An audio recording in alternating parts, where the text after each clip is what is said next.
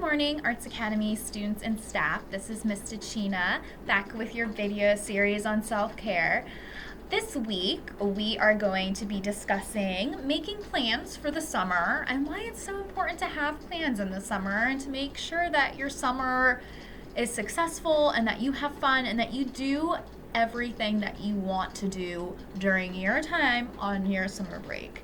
Summer is really about kind of refreshing, recharging yourself, getting ready for another school year, but at the same time, just really taking care of yourself and doing things that you want to do. No stress, things that you want to do, when you want to do them, taking time for you. Really, that's what the summer's about. So, making plans. Try to schedule as many activities as possible, as early as possible.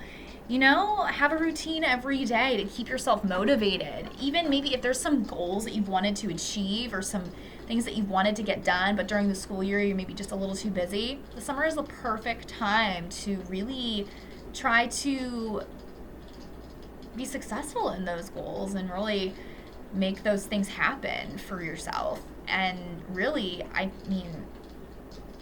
it's a great time to work through that and to make your summer, like I said before, make your summer count, make your summer fun.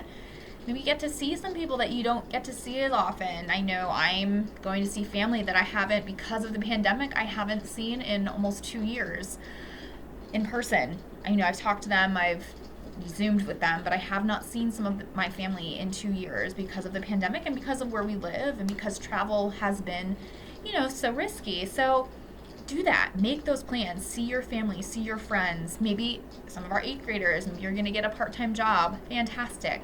Have fun. That's it. That's all I have for this week. This is the big part of self-care in the summer, is you do you. And you have fun. And hopefully get to see some people that you haven't seen in a long time. All right. That's it for me this week. I will see you next time. Bye.